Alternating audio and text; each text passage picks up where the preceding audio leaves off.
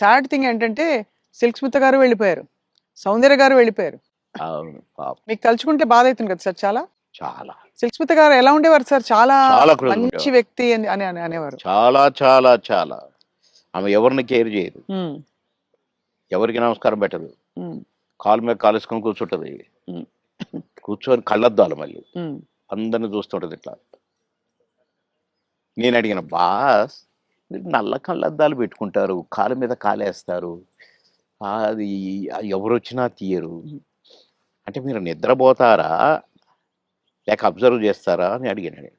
అయితే అది కాదు బాస్, ఫూల్స్ నన్ను చూస్తారు, ఇలా ఇలా చూస్తారు నన్ను, అందుకని నన్ను ఎవడు చూస్తున్నాడా అని గమనిస్తూ ఉంటా నేను కళ్ళద్దాలు పెట్టుకుని అని చెప్పింది నాకు.